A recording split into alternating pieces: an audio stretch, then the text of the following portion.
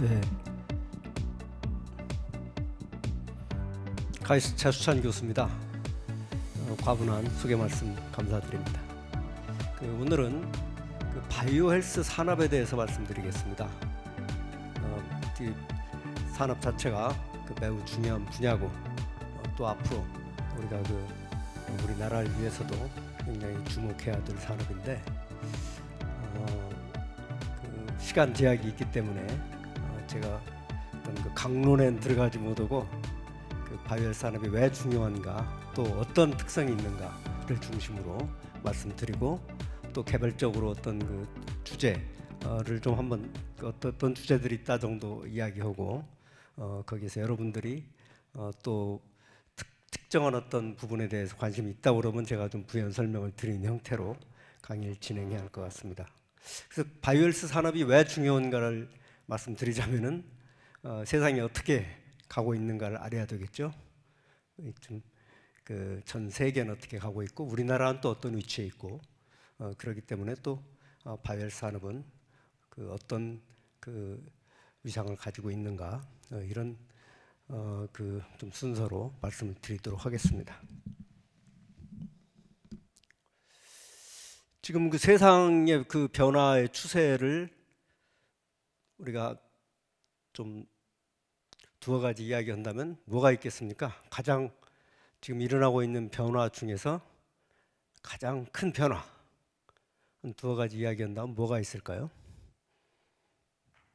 저는 그것이 우선 혁신이라고 생각합니다.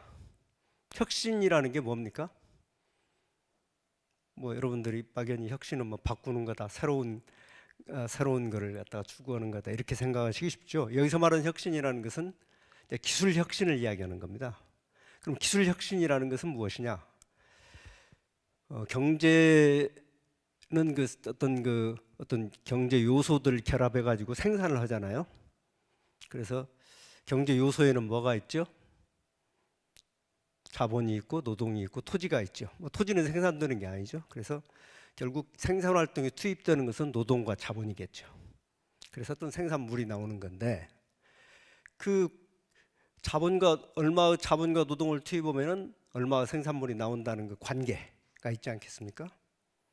그것이 하나의 이제 어떤 기술이고 생산력이라고 볼 수 있는데, 혁신이라는 것은 바로 같은 자본과 노동을 투입해도 생산물을 더 많이 생산할 수 있고 더 좋은 생산물을 낼 수 있는, 그게 바로 혁신입니다. 그런데 지금 전 세계적으로 과학기술 발전에 힘입어 가지고 엄청난 혁신이 일어나고 있다는 거죠.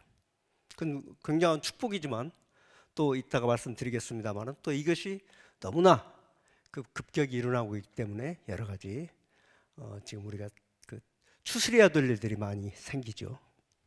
그래서 혁신, 이것이 지금 가장 큰 변화 중에 하나다. 또 하나는 뭐냐? 또 하나는 세계화입니다. 근데 이 세계화에 대해서 여러분들이 많이 들었고 또 부인들이 잘 알고 있다고 생각하지만, 사실은 사람들이 아직도 얼마나 세계화가 진전되어 있는지 모르는 경우가 많습니다. 일반 사람들뿐만 아니라 심지어는 세계의 지도자들도, 전문가들도 세계화가 얼마나 진전됐는지 이해를 못하는 경우가 많이 있습니다. 제가 여러 가지 재미있는 일화를 많이 말씀드릴 수가 있는데 여기에서는 지금 시간 관계상 생략하도록 하겠습니다. 하여튼 세계화의 진전은 또 하나의 큰 추세다, 이렇게 보겠습니다. 그리고 이제 이런 큰 흐름에 지금 우리가 겪고 있는 가장 큰 현안은 뭐죠? 역시 글로벌 감염병 위기겠죠. 근데 이 글로벌 감염병 위기는 왜 이게 지금 큰 사건이냐? 결국은 이게 경제 위기입니다. 경제 위기 중에서도 아마 이제까지 경제 위기 중에서 가장 큰 경제 위기입니다. 그래서 글로벌 감염병 위기는 그 위기의 본질은 경제 위기다. 그래서 우선 감염병 위기라는 게 역사상 매우 여러 가지 역사를 바꾸는 역할을 많이 했죠. 한 나라뿐만 아니라 문명이 멸망한 예도 있고, 감염병으로 해가지고 여러 가지 사례들이 많은데, 우선 20세기 그리고 21세기의 사례들만 보더라도 100년 전에 소위 말하는 스페인 독감이 있었습니다. 이때 한 5억 명이 감염이 됐는데 이때 전 세계 인구의 한 3분의 1쯤 됐었습니다. 그런데 여기에 그 사망자는 5천만 명이 사망했습니다.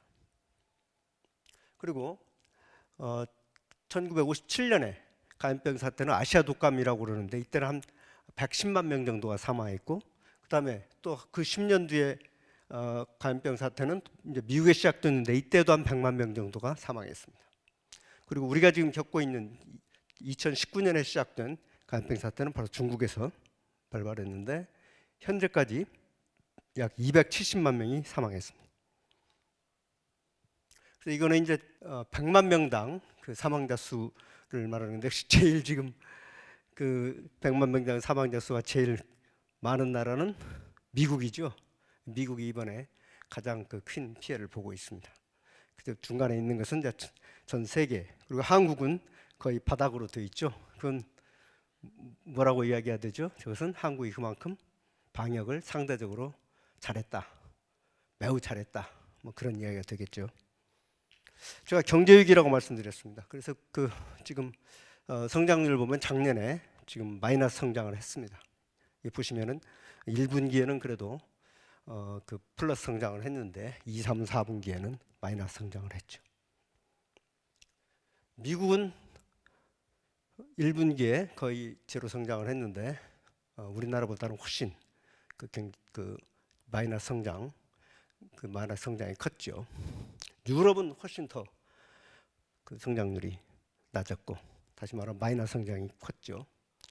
유일하게 지금 초반에는 제일 먼저 그 경제가 안 좋았지만은 지금은 유일하게 제대로 돌아가고 있는 나라가 중국이죠.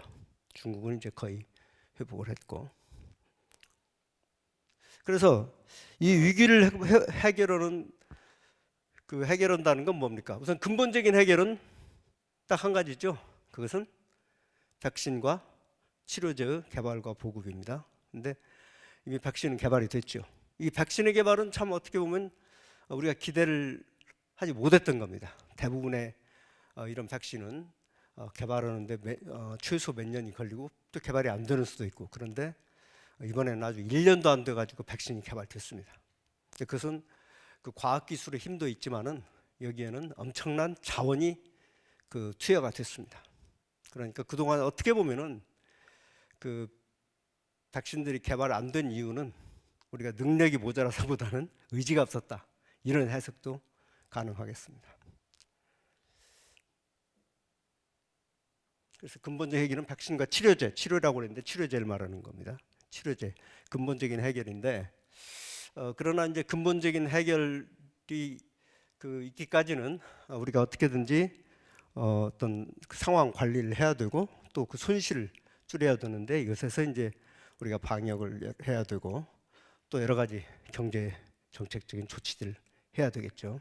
제가 이 코로나 감염병 위기가 경제 위기라고 했고 또 그동안 아마 제일 큰 경제 위기라고 했는데, 2008년 글로벌 금융 위기와 코로나 감염병 위기를 비교해 본다면 우선 이제 글로벌 금융 위기는 경제학에서 이야기하는 내생적 그 금융 위기였습니다. 무슨 이야기냐면은 경제 시스템 안에서 어떤 그 원인이 발생했다는 거죠. 그러니까 주택 담보부 대출이 부실화되고 그 하는 그런 문제에 의해서 경제 그 금융 시스템이 붕괴가 되고, 여기서 일어나는 그 시스템 자체의 문제가 글로벌 금융 위기를 바로 일으켰고, 그러나 코로나 감염병 위기는 경제 시스템과는 아무 관련이 없는 그런 그 밖에서 일어난 어떤 충격에 의해서 일어난 발생한 그런 위기였습니다.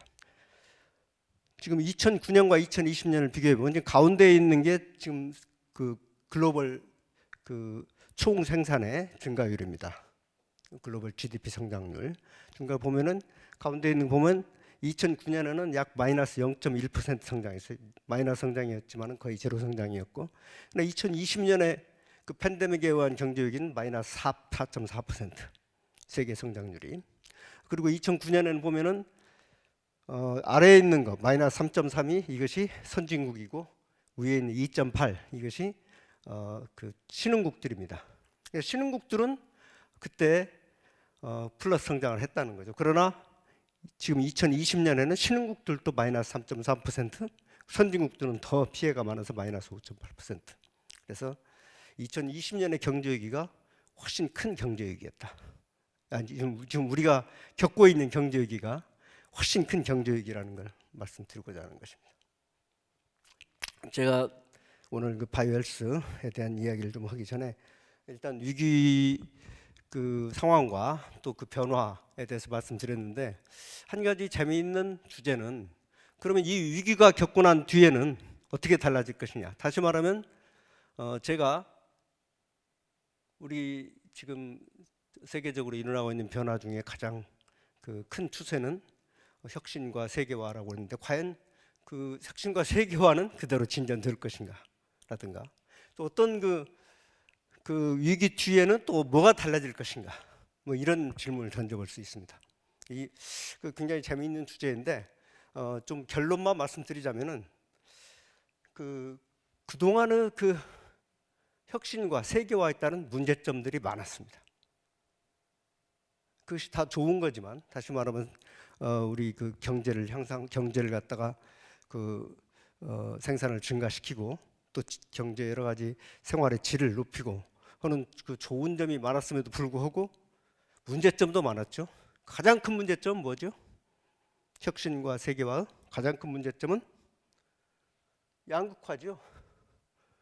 가진 사람과 가지지 않는 사람과 갭이 크고, 기술을 가진 사람 소득은 엄청나게 증가하고 기술을 갖지 못한 사람은 뒤떨어지고, 여기서 그 사회에 어떤 갈등이 생기기 시작했죠. 이게 가장 큰 문제라고 볼 수 있죠.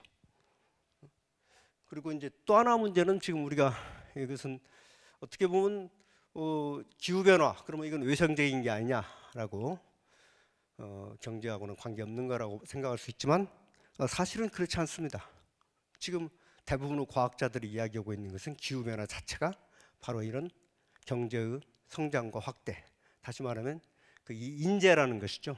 그리고 이것은 인류의 생존을 위협하는 정도로 가고 있기 때문에 이거는 뭔가 컨트롤해야 되겠다. 다시 말하면 지금 혁신과 세계화에 의해서 경제는 성장했지만은 사회는 자꾸 갈등 요소 때문에 사회는 붕괴되고 또 지구 자체가 생존이 위협받고 있는 그런 상황이 됐습니다. 그러면 지금 팬데믹 사태를 겪으면서, 우리가 거의 전쟁과 같은 사태를 겪으면서 한번 뒤돌아보게 되는데, 그러면 이대로 갈 것인가? 세계화도 이대로 진전이 되고 혁신도 이대로 앞으로 갈 것인가? 저는 그렇게 보지 않습니다. 그동안에 너무 빨리 달렸다는 거죠. 무슨 이야기냐면 결국은 우리가 소화할 수 없는 그 속도로 달리고 있었어요. 그렇기 때문에 제가 보기에는 우선 가장 큰 변화는 속도 조절일 것이다. 그래서 그동안에 여러 가지 세계화의 지표가 있습니다. 또 혁신에 의한 경제 성장의 지표가 있습니다. 이런 것들은 이런 한 경제 위기가 있을 때마다, 지난번 글로벌 금융 위기 때도 그랬고 이번에는 더 그런 현상이 있을 겁니다. 다시 말하면 혁신과 세계화가 진전은 되지만 그 진전된 속도는 줄어들 수밖에 없다. 조정이 될 수밖에 없다. 뭐 이게 저는 앞으로 일어날 변화라고 생각합니다. 지금 우리나라는 현주소는 어디냐? 우리나라가 지금 어디에 와 있느냐? 이걸 잠깐 좀 짚어볼 필요가 있는 것 같습니다. 그래서 경제면에서 보면 우리가 우리나라의 경제를 한두 마디로 좀 요약해서 이야기하자면 뭐라고 이야기하면 좋을까요? 우리가 잘하고 있는 게 있잖아요. 뭘 잘하고 있죠? 좀 IT, 삼성전자 뭐 등등 잘하고 있죠. 그런데 IT에서도 우리가 잘하고 있는 것은 하드웨어 분야입니다. 소프트웨어나 이쪽은 우리가 약해가지고, 우리가 휴대폰을 자랑하지만 휴대폰에 안에 깔려있는 이런 그 운영 시스템은 안드로이드, 그런 것은 삼성에서 못 만들죠. 그러니까 또 그 소프트웨어는 좀 앞서 있다고 볼 수 없고, 또 우리가 최근에 그 경쟁력을 가지고 있는 분야가 있죠. 그 뭐죠? 여러분 자랑스럽게 생각하는 문화 그 콘텐츠, 여기에서 경쟁력이 매우 향상되고 있죠. 이것도 한국 경제의 지금 큰 축의 하나죠. 그럼 우리가 못 오고 있는 분야는 뭐냐? 뭐라고 생각하십니까? 우선 금융 쪽은 좀 낙후돼 있죠. 우리가 금융은 낙후돼 있고, 그 다음에 저는 가장 큰 문제는 재벌 체제라고 생각합니다. 재벌 체제는 그동안 우리나라가 여기까지 오는데, 성장하는데 매우 중요한 역할을 했고 긍정적인 역할을 했지만, 앞으로 우리나라가 가는 데 있어서는 이제 극복해야 될 체제라고 생각합니다. 그래서는 좀 재벌 개혁에 있어서만은 제가 좀 가장 레디컬한 입장에 있습니다. 저는 아시는 분은 아시겠지만 5대 재벌은 당장 해체하라는 게 제 생각입니다. 그게 무슨 삼성전자나 현대자동차를 해체하라는 게 아니고, 그 삼성이나 현대나 5대 재벌이 우리나라 경제에 반절 이상을 좌지우지하는 이 시스템을 고치자는 겁니다. 정치 면에서는 어떤가? 어떻게 생각하십니까? 우리나라의 정치. 우리나라 정치가 세상에서 가장 뒤진 정치라고 생각하시겠죠. 그런데 세계 어느 나라를 가도 다 자기 나라 정치가 세상에서 가장 엉터리 정치라고 생각합니다. 모든 나라의 공통적입니다. 근데 그나마 우리나라는 그동안 나름대로 정치가 역할을 했어요. 그럼 뭘 했냐? 우리나라가 현재까지 오는데 그래도 전후에 민주화와 경제 성장을 동시에 이룩한 나라는 우리나라뿐이죠. 그 나름대로 우리나라 정치 체제가 역할을 한 겁니다. 그러나 그 시대 지금까지 오는 데는 잘했는데, 앞으로 나가는 늘 뒷받침할 수 있는 정치는 되지 못하고 있다. 아직도 개발 시대의 정치에 머무르고 있다. 이게 지금 문제가 아니겠습니까? 그래서 현재의 국력을 뒷받침하는 데까지는 그래도 우리나라 정치가 한몫하고 있는데, 앞으로는 곤란하다.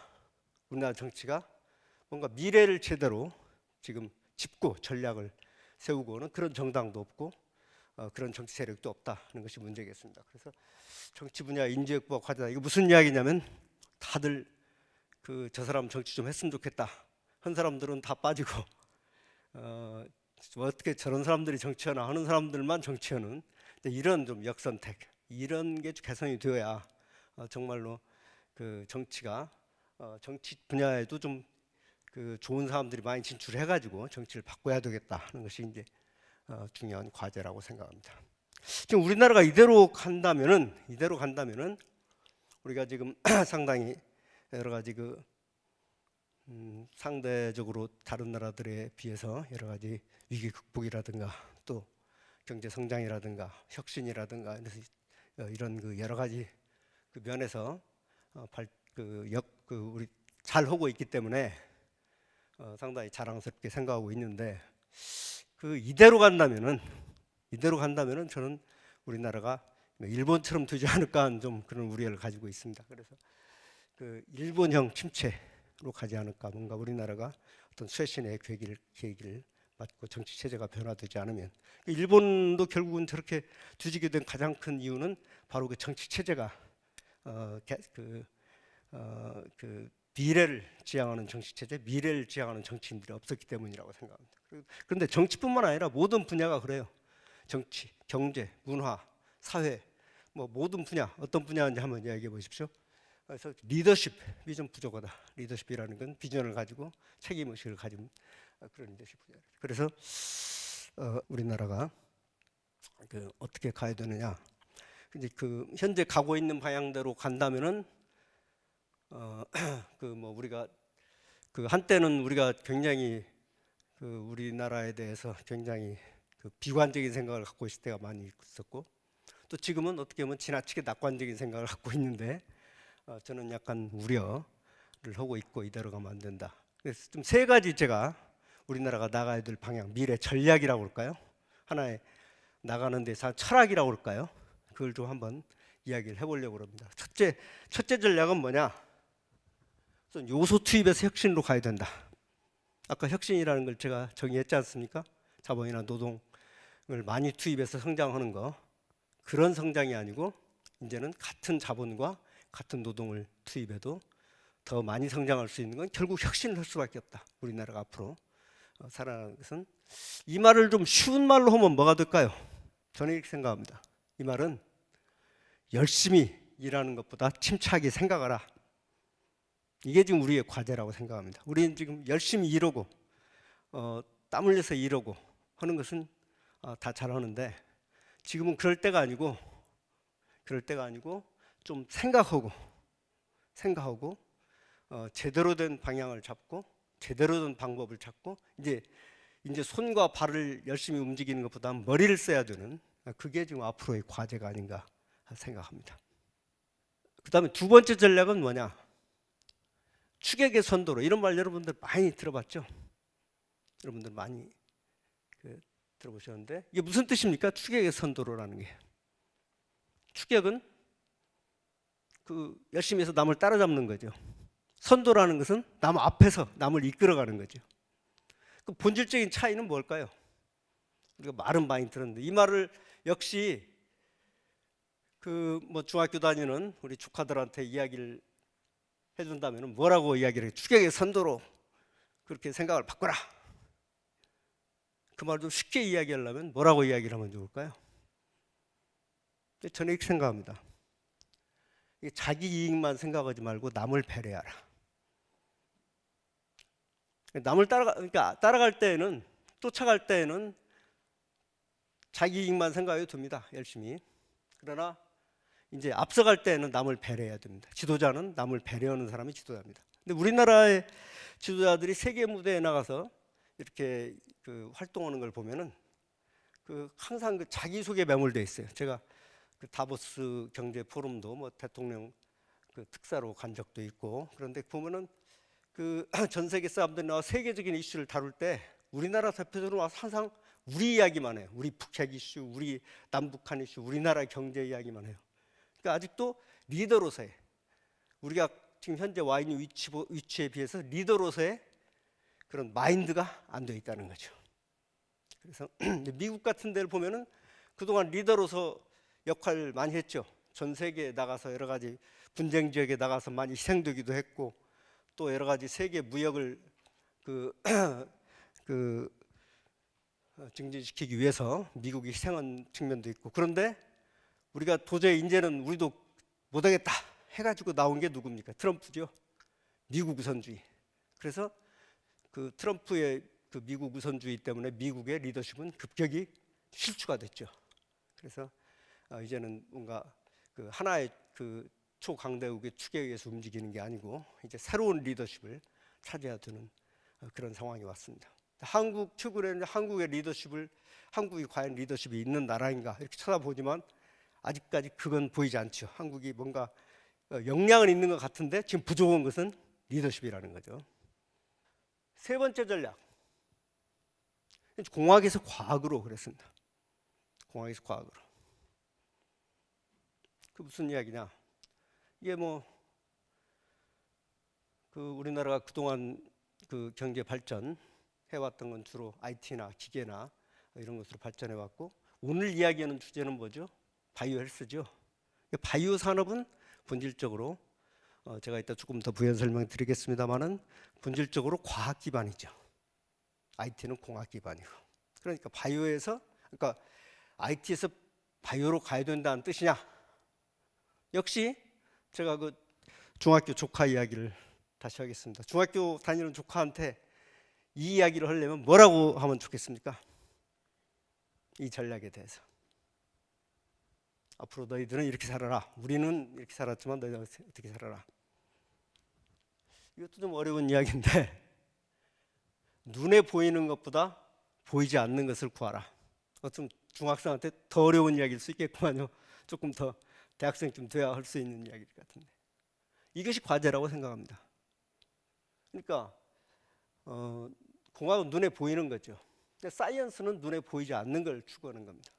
또 리더가 되는 것도 마찬가지고, 다시 말하면 어떤 기능적인 거, 방법론쟁을 찾기보다는 목표를 찾고 가치를 찾는 거, 그걸 향해서 가는 거, 이것이 이제 과제라고 생각하고, 또 이걸 조금 더 실질적으로 이야기하자면 단기 이익 달성에서 장기 목표 축으로 우리의 방향이 바뀌어야 된다. 이게 이제 제가 세 가지로 생각하고 있는 우리나라 미래를 가야 할 방향이라고 생각합니다.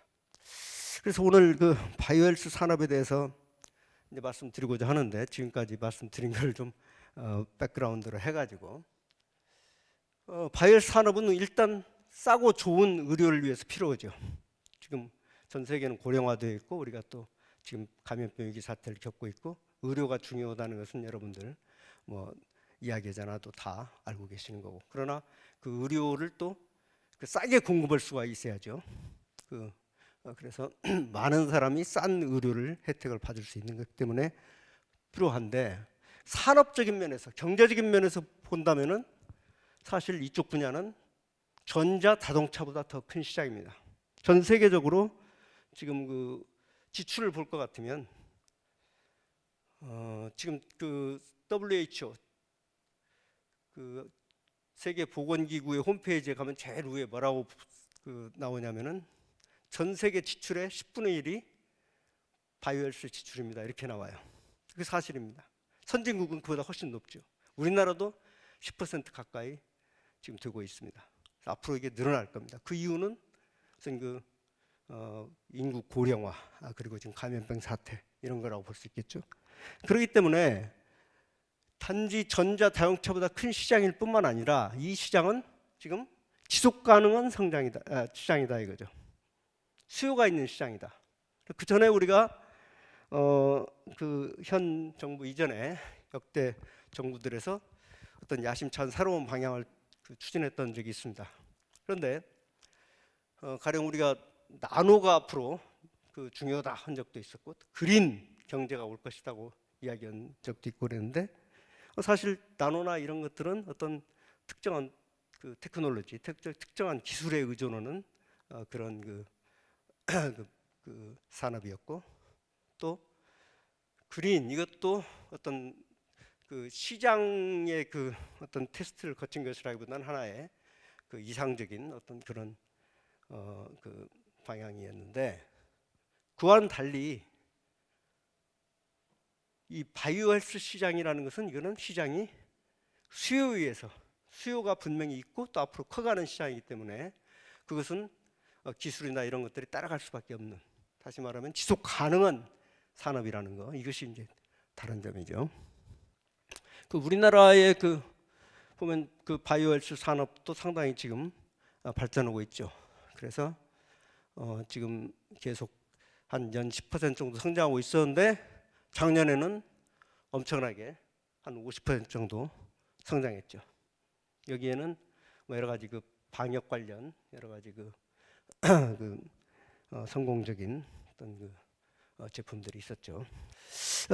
바이오 산업, 바이오헬스라고 그러면 이제 굉장히 분야가 넓은데 분야가 넓은데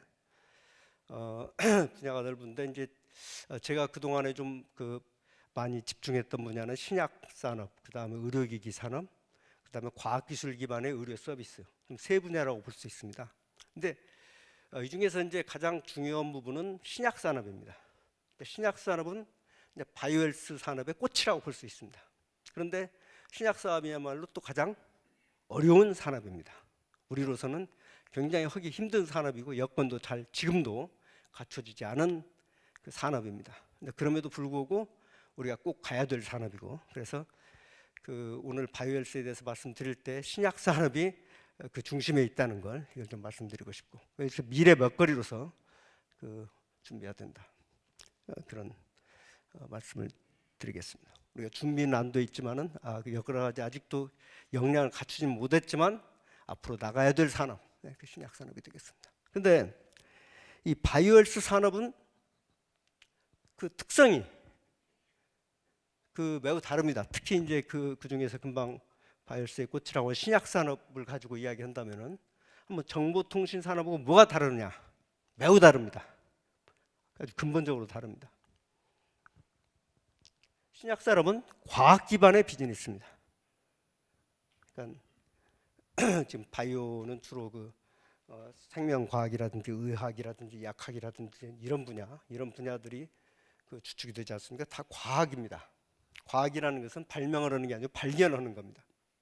그렇기 때문에 우리가 뭘 이렇게 만들어 나가고 쌓아가는 게 아니고 그냥 가다가 툭 뭐가 발견이 되고, 이렇게 불연속적인 성장의 특성이 있습니다.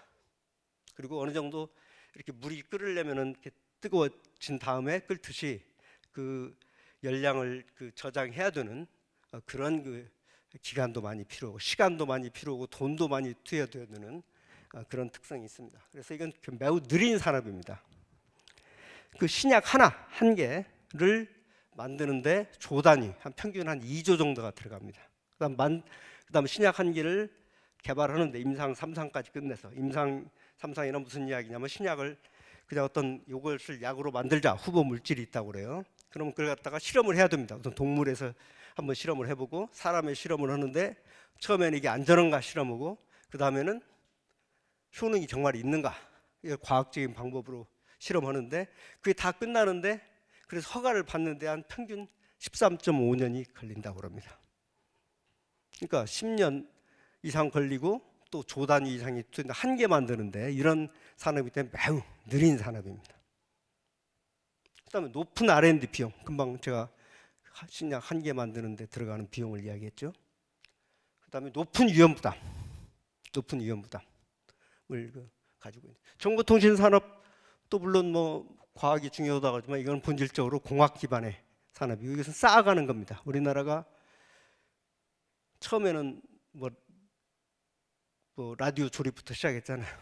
그다음 텔레비전 조립하고 그다음에 뭐 진공관도 만들고 뭐 하면서 그러다가 뭐 조금씩 발전해가지고 지금 여기까지 반도체도 만들고 휴대폰도 만들고 온 거 아닙니까? 그런 공학 기반의 비즈니스는 또 빠른 산업입니다. 이쪽 분야에서는 10년이 아니라 6개월만 제대로 새로운 제품을 내놓지 못해도 뒤지는 그런 산업이죠. 이 산업에서 1년, 2년을 갖고 이야기하면 그 산업의 그 어떤 그 IT 산업에서는 그쪽에 어떤 CEO 자격이 없는 거죠. 그다음에 이것은 그 리스크로 생각하면은 중간 수준의 R&D 비용과 중간 수준의 위험 부담이 있다 이런 이야기죠. 그래서 우리는 지금 어느 쪽으로 하고 있습니까? 정보통신 산업은 잘하고 있죠. 신약은 아직 제대로 못 오고 있다 이거죠. 그래서 가령 이게 지금 우리나라의 아까 재벌 말씀드렸습니다만은 우리나라에 그렇게 경쟁력 있는 재벌들도 신약은 엄두를 못 내고 있습니다. 신약에서 엄두를 못 내고 그렇잖아요. 삼성의 가령 그 CEO라고 한번 생각해 보십시오. 2조가 있으면 2, 3조가 있으면 반도체 라인 하나 더 증설해 가지고 한 2, 3년 있으면 그 원금을 다 회수할 수 있는데 이거를 10년 동안 투자해 가지고 또 그때 가서 부작용이 생기면은 다 꽝 아무 소득도 없고 그런데 투자한다면은 그런 CEO는 그 자리를 유지할 수가 없겠죠. 그렇기 때문에 삼성 같은 그런 정말 정보통신에서 세계적인 선두 주자라도 신약 산업은 할 수가 없는 겁니다. 그 우리나라 신약 산업 보면 처음에는 이제 우리나라가 그 왼쪽 지금 그 Y축을 보십시오. 수입 그 생산자였잖아요. 그냥 외국 그 뭐 유한양행처럼 처음에 외국 그 약품 갖다가 생산하는 거. 그다음에는 미투. 그다음에 이제 복제품 만들고 뭐 이런 거 배워가면서 했고. 그다음에는 이제 빠른 추격자로 해서 조금 나온 거. 계량 신약 뭐 이런 거 조금 뭐 개선한다든가 해석하고. 그다음 퍼스트 무버로 지금 올라가려고 노력하는데 거기까지 아직 갔다 못 갔다 아직 못 갔죠. 그런 상황이고. 그래서 그 X축으로는 지금 그 연도가 이렇게 나와 있습니다. 2020년까지 지금 그 이후에 어디로 갈 것이냐 여기서 이제 그 도약의 기로에 있다. 이런 위에 보면은 합성물 기반이다, 합성 바이오 융합이다, 또 바이오 기반이다 하는 게 나오죠. 이게 무슨 의미냐면 그 약에는 이제 그 화학적인 약이 있고 그 화합물들을 갖다가 화학적인 화합물들을 가지고 약 만드는 거. 아스피린이라든가 이런 게 뭐 그런 거 있죠. 그런 것들이 있고 그다음에 바이오 우리가 그 여러 가지 지금 백신이라든가 이것은 바이오 기술을 이용한 겁니다. 그래서 그 바이오 기반 그 생명과학 기반이냐 화학 기반이냐 어떻게 생각하면 그렇게 볼 수 있겠습니다. 그래서 지금 앞으로 가고 있는 방향은 그 화학 기반에서 상당히 바이오 기반으로 움직이고 있다. 그걸 이제 위해서 말씀드린 거고요. 그래서 우리나라 신약 산업은 지금 그 상당히 지금 그 재미있는 어떤 그 시기에 있습니다. 그 굉장히 그 획기적인 일은 그 한미약품이 몇 년 전에 그 기술 수출 한 해에 막 몇 건 한 적이 있죠. 그래서 이제 그 신약 후보 물질을 만들어 가지고 그때까지 들어간 비용을 다 받고 글로벌 제약사한테 받고 앞으로 그 이정표를 정해서 여기까지 하면 얼마를 주고 다 개발하면 뭐 1조까지 주겠다 뭐 이런 계약들입니다. 그래서 굉장히 우리나라가 그 신약 개발 역량이 부족한데도 불구하고 우리나라가 앞으로 이런 모델로 가면 되겠다 뛰어나갈 수 있는 좋은 그런 그 예를 보여줬죠. 아주 쾌거했습니다. 그런데 지금 그 뒤에 어떻게 됐습니까? 거의 다 그 대스계가 반환이 됐죠. 반환이라는 건 뭐냐? 그 사람들이 신약이라는 게 원래 끝까지 가는 게 아니고 가다가 중간에서 이거는 이제 포기한다. 그래서 이제 더 이상 그 개발 안 한다 이거죠. 임상을 진행을 않고 그러면 이제 그 원래 그 이전했던 이제 한미약품에 돌려주는 거죠. 그렇게 다 거의 다 반환이 됐습니다. 그러면 이게 뭐 거짓말한 거냐, 사기친 거냐, 실패냐? 그렇지 않습니다. 이건 하나의 도전이고 정직한 실패이기 때문에 이거는 굉장히 잘하고 있는 거고 그리고 실제로 신약 쪽에서는 하나가 여러 그 후보 물질 중에서 끝까지 가는 경우는 매우 드물다 확률적으로. 그렇기 때문에 이런 것은 자연스러운 현상이고 이런 것은 굉장히 실패가 아니고 도전일 따름이다 이렇게 생각하고 반면에 지금 무슨 여러분들이 신문에서 많이 듣는 인보사 사태라든가 신라젠 이런 것들을 보면은 그냥 그런 정직한 실패라기보다는 뭔가 좀 바이오 투자의 어떤 편승이 해가지고 사익을 추구하다가 좀 이제 뭐라고 그럴까 이제 그 문제점들이 드러나는 그런 예들이라고 볼 수 있겠죠. 그런 아주 그러니까 그 성격이 본질적으로 아주 다른 거죠.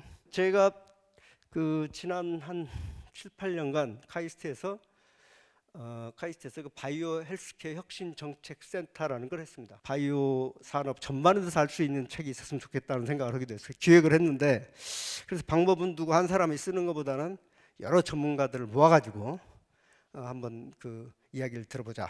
그런데 전문가들한테 글 받기가 쉽지 않잖아요. 그래서는 이제 인터뷰를 해가지고 저희 스태프들이 나가서 저희 연구원들이 나가가지고 인터뷰를 해가지고 그것을 모은 것이 이 책입니다. 그래서 센터에서 냈고 저는 이제 역근이의 역할만 했습니다. 근데 그렇게 다 모은 또 원고를 가지고 또 그걸 일반인들이 이해할 수 있는 쉬운 내용으로 좀 이렇게 편집을 하는 과정이 그렇게 단순한 과정은 아니었는데 어쨌거나 그래도 좀 일반인들이 읽을 수 있는 그런 내용으로 지금 편집이 됐습니다. 그래서 5장으로 되어 있는데요. 그런데 내용에 대해서 제가 말씀드리겠습니다. 제일 처음에 나오는 슈퍼박테리아 이야기가 나옵니다. 이 책이 사실은 만들어질 때에는 감염병 사태가 나기 전입니다. 그런데 기억하실지 모르지만 빌 게이츠 같은 사람이 뭐라고 그랬냐면은 앞으로 핵 위협보다 더 인류에 위협되는 것은 슈퍼박테리아라고 그랬습니다. 근데 실제로 나타난 것은 슈퍼박테리아는 아니고 코로나 사태였는데 바이러스였는데 어쨌든 바이러스든 슈퍼박테리아든 인류의 위협이 되기는 마찬가지인 거죠. 그래서 여기는 슈퍼박테리아 여기서 뭐라고 그랬습니까? 돈 안 되는 항생제 개발이기 때문에 국제적인 관심 필요, 국제 공조가 필요하다. 또한 정부의 역할이 중요하다. 이런 얘기가 되겠습니다. 아까 제가 말씀드렸죠. 백신이 굉장히 우리가 상상할 수 없을 정도로 빨리 개발됐는데 사실은 작년에 중국에서 사태가 발생했을 때 유럽 정부에서는 유럽의 글로벌 제약사들한테 이 백신 개발을 위한 프로그램을 빨리 만들자고 이야기를 했습니다. 그때 글로벌 제약사들이 그걸 거부를 했습니다. 왜 거부를 했겠습니까? 돈이 안 된다는 거죠. 그런데 그 뒤에 이제 이게 엄청나게 글로벌 감염병 사태가 되고 이러면서 비난을 많이 받게 되고 그러니까 이제 다시 이제 그 유럽 쪽에서 글로벌 제약사들이 모여서 백신 그 개발을 위한 프로그램을 만들고 뭐 이런 그 예가 있었습니다. 무슨 이야기냐면 이런 슈퍼박테리아나 바이러스 이런 것들은 시장의 기능에만 맡겨놓을 수 없다. 그래서 정부가 그 막대한 재원을 투여해서라도 그 백신을 개발하고 그 치료제를 만들어 나가야 될 그런 상황이다 이런 말씀. 항체, 약물, 결합체, 이중 항체 뭐 이런 뭐 이야기인데 여러분 그 항체, 항원 뭐 이런 거 아시죠? 그 항원은 뭐고 항체는 뭐죠? 그 이런 감염병은 왜 생깁니까? 뭐 밖에서 뭐가 슈퍼박테리아나 바이러스나 뭐가 침입해 들어오죠? 그럼 나가서 싸우는 거 그게 뭐죠? 들어오는 게 항원이라고 그러고 나가 싸우는 게 항체라고 합니다. 다시 말하면 적군은 항원이고 아군은 항체입니다. 자, 그러면 여러분들 지금 그 위기 극복을 위해서는 뭐 아까 백신과 치료제가 필요하다고 그랬는데 백신과 치료제의 근본적인 차이는 뭡니까?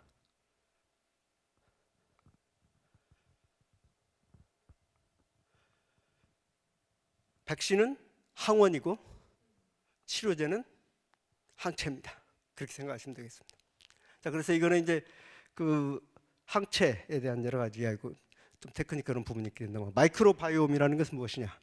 이것은 그 인체 내에 그 미생물들이 무지하게 많습니다. 우리 몸무게의 상당한 부분이 사실은 미생물의 몸무게입니다. 믿거나 말거나. 특히 장내 미생물이 많죠. 그래서 이게 이제 그 요즘에는 그래서 그 장내 미생물에 대한 그 또는 인체 미생물에 대한 연구가 많이 되어 있습니다. 그것을 마이크로바이옴이라고 합니다. 여기에 대한 이야기. 그다음 줄기세포. 여러분 줄기세포 그러면은 생각나는 사람이 하나 있죠. 황우석이라고 말씀하시네요. 그분 때문에 우리 국민들이 한때 희망을 가했던 때도 있지만 그분 때문에 우리나라 줄기세포 연구가 최소한 10년은 후퇴했습니다. 최근에 그 하버드 의대에 그 김광수 교수라는 분이 계세요. 이분이 아주 큰 일을 해냈습니다. 뭐냐면은 그 일본의 교토 대학의 야마나카 신야 교수라는 분이 한 7, 8년 전에 노벨상을 탔습니다. 뭘로 탔느냐? 그 역분화 줄기세포로 노벨상을 탔습니다. 역분화 줄기세포란 뭐냐? 원래 줄기세포라는 것은 원래 이렇게 수정란에서부터 이렇게 세포가 쭉 분화돼서 쪼개지면서 원래 세포 하나가 막 쪼개지고 기하급수적으로 많아지면서 사람 몸이 되는 거 아니에요? 그럼 어떤 것은 심장이 되고 어떤 것은 눈이 되고 갈라지기 전에 가지로 갈라지기 전에 그걸 줄기세포라고 그러죠. 그걸 줄기. 그런데 그것을 갖다가 이미 분화된 세포를 거꾸로 줄기세포로 만드는 겁니다. 황우석 황우석 박사가 한 것은 배아줄기세포라고 하죠. 원래 있는 줄기세포 가지고 뭐 이렇게 그 여러 가지 작업을 했는데 그런 게 아니고 이미 분화된 세포를 거꾸로 줄기세포로 만드는 그게 이제 획기적인 기술이어서 그 노벨상을 탔는데 그 기술을 가지고 김광수 교수가 하버드대 김광수 교수가 파킨슨 환자를 치료했습니다. 작년에. 그래서 딱 한 사람 치료했어요. 유일한 성공입니다. 요약해서 말씀드리자면은 지금 그 바이러스든 슈퍼박테리아든 그 감염병 대응하는 여러 가지 지금 작업이 진행되고 있다는 거. 그다음 줄기세포. 재생의료라고 그러면 사실은 이제 그 결국 사람이 병이 들고 이제 질병이 된 것은 이제 세포가 죽어서 그렇게 고장 나고 죽어서 생기는 거니까 그 여러 가지 이제 그걸 새로운 세포를 만들어내는 이런 재생의료인데 그중에 이제 줄기세포는 그 하나의 방법론 중에 하나죠. 세 가지 정도 그 분야가 있는데 그 중에 하나가 줄기세포고 이쪽 분야 한번 해볼 만하다 이런 이야기고. 두 번째는 이제 4차 산업혁명과 이 바이오와 어떤 관련이 있느냐. 요즘에 혁신 이야기하면 그 키워드는 두 가지죠. AI와 바이오 두 가지죠. 그 이 두 가지가 어떤 관련이 되느냐. 4차 산업혁명 그러면은 여러분들 뭐가 생각납니까? 결국 데이터를 빼고 이야기할 수 없는데 이걸 어떻게 질병을 분석하는 데 활용하느냐. 또 디지털 헬스. 우리가 IT도 많이 발전이 클 수 있지 않습니까? 근데 우리가 디지털 헬스를 제대로 못 오고 있습니다. 그 가장 큰 이유는 뭡니까? 제도적인 기반이 안 돼 있기 때문에 그렇습니다. 개인정보 보호라든가 뭐 여러 가지 이슈들이 많이 있죠. 정치적인 문제들이 많이 해결이 안 돼서 그렇습니다. 의료 애니메이션, 환자와 그 의료진과의 소통. 그다음에 이제 신약 개발에 또 AI를 활용한다는 거 충분히 생각할 수 있는 거죠. 그다음에 임상 시험 환자 채용하는데 여러 가지 이런 AI나 또는 정보통신 기술을 사용한다는 거. 지금 여러분들 이거 보면 뭐 이렇게 중요하냐고 할지 모르지만 굉장히 중요합니다. 왜 그러겠습니까? 아까 신약 산업이 매우 돈이 많이 들어간 비용이라고 했죠. 높은 비용이 들어간다고 했죠. 그 비용의 대부분이 뭡니까? 그 후보 물질 연구하는 겁니까? 그렇지 않습니다. 대부분의 비용은 바로 임상 시험 비용입니다. 그렇기 때문에 임상 시험 비용을 줄일 수 있는 것은 신약 산업의 굉장히 매우 중요한 일입니다. 혁신과 신약 개발 이야기인데 이것은 이런 혁신이 제대로 일어나기 위해서 어떤 생태계 조성이 필요하냐? 그다음 의료기기. 자, 제가 주로 신약에 대해서 말씀드렸습니다만 의료기기는 우리가 해볼 만합니다. 왜냐하면 의료기기는 우리가 기술은 가지고 있습니다. 그런데 우리가 의료기기를 제대로 못 얻는 이유가 뭔지 아십니까? 유통망입니다. 국내에서도 병원에 어떤 의료기기를 판매하는 건 쉽지 않은 일입니다. 그런데 글로벌도 마찬가지입니다. 그래서 우리가 글로벌 유통망을 확보하지 못한 게 의료기기 산업이 발전 못하는 이유인데 우리가 그 의료기기 산업은 그 투여되는 자본도 신약보다도 적고 또 기간도 짧기 때문에 우리가 해볼 만한 산업입니다. 그러기 위해서는 이제 글로벌 유통망에 접근할 수 있는 전략을 잘 짜야 되겠다. 이런 바이러스 치료제 개발 역시 여기 이제 글로벌 지금 감염병 사태가 나기 전에 나온 책인데 또 바이러스 치료제에 대한 이야기가 지금 나오고 있죠. 국제적인 협력으로 바이러스를 개발하자. 우리나라 자체로는 능력이 안 되니까 그런 이야기고. 그다음에 이런 분야에 서려면 과학자만 가지고는 안 됩니다. 의사들이 또 연구를 해야 됩니다. 그래서 의사과학자를 육성해야 되겠다 이런 이야기. 그다음에 또 이거 결국은 사회적인 문제 해결이 굉장히 중요합니다. 정치적으로 문제를 해결해 나가고 그래서 가령 아까 원격 의료가 우리나라가 제대로 안 되는 이유는 뭡니까? 의사들이 반대하기 때문이죠. 모든 의사들이 반대합니까? 그렇지 않죠. 가령 지금 제일 반대하는 것은 동네 병원, 동네 의원들이죠. 원격 의료가 되면 종합병원에 다 가져갈까봐 뭐 그런 건데 어쨌거나 좀 의료 전달 체계를 바꿔가지고 가령 동네 의원들을 거쳐서 대학병원을 간다든가 뭐 이런 전달 체계가 제대로 된다면은 이런 문제도 해결할 수 있다. 물론 그게 지금 되어 있습니다만은 실행이 잘 안 되고 있는 거죠. 그래서 이런 문제를 사실은 정치적으로 해결해야만이 원격 진료도 앞으로 나갈 수 있지.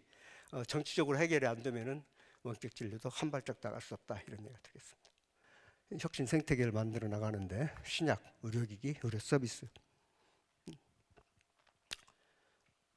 그다음에 그러니까 신약에서는 사실 우리가 좀 큰 전략을 다시 한번 말씀드리자면 우리가 돈도 부족하고 인력도 부족하기 때문에 우리가 경제 성장 초기에 우리가 부족할 때는 외국에서 여러 가지 힘을 빌렸듯이 지금은 외국과 공동 연구를 통해서 해나가는 수밖에 없습니다. 그래서 중요한 점 의료기기는 글로벌 유통망에 접근해야 되겠다. 의료 서비스 발전을 위해서는 여러 가지 제도 구축이 돼야 되겠다. 입법이라든가 그런 이야기로. 이전 연구는 보통 중개 연구라고 많이 번역을 하는데 트랜슬레이셔널 리서치 이것은 벤치에서 베드로 이런 말을 펴니다. 그러니까 이게 무슨 냐면 실험실에서 환자의 진료실까지.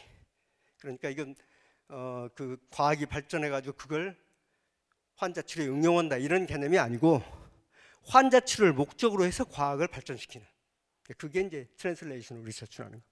이런 것이 필요하다 이런 이야기고 의료 시스템 업그레이드를 해야 되는데 공공 의료와 민간 의료 간의 균형이 필요하다. 뭐 이런 이야기고.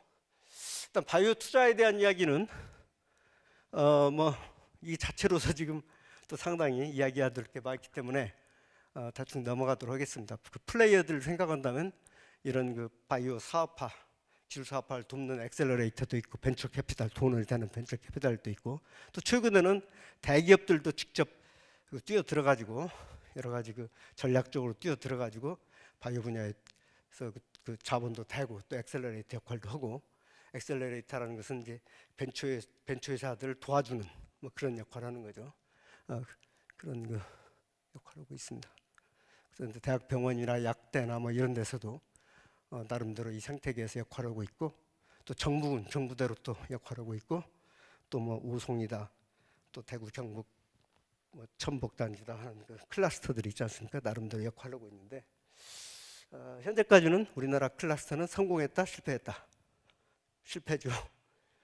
그리고 정부가 제대로 역할을 했다, 제대로 하지 못했죠. 오히려 정부가 정부 역할이 그렇게 긍정적이지 못했다. 뭐 이런 지금 생태계를 만들어 나가는 데 있어서 뭐 여기에 대해서는 언제 기회가 닿는 대로 또 말씀드리고자 하고, 바이오 벤처에서는 벤처 기업도 있고 또 돈을 대는 벤처 캐피탈, 요즘에는 대기업들도 많이 참여하고 있고, 물론 여기에 그 사이언티스트들이 중요한 역할을 하죠. 그 과학자들이. 또 정부의 역할이 있고, 또 그것을 다 엮는 어떤 생태계의 어떤 그 환경 클러스터가 중요한 역할을 하고 있다. 근데 현재 우리나라의 바이오 투자 전반적인 모습은 건전한 어떤 투자라기보다는 좀 거품이다, 이렇게 말할 수 있고, 그다음에 이제 아까 말씀드렸습니다만 우리나라 특히 신약 이런 쪽에서는 우리 자체의 능력이 아직 부족하기 때문에 글로벌화를 해야 되겠다, 글로벌 역량을 좀 지렛대 삼아서 우리나라를 발전시켜야 되겠다, 이런 여러 가지 그 전략, 그런 글로벌화 전략에 대한 말씀을 드리고, 또 그렇게 선진국만 바라볼 게 아니고 개도국과의 협력을 부분도 우리나라가 일정 부분 있다, 이런 이야기고, 그래서 하여튼 특히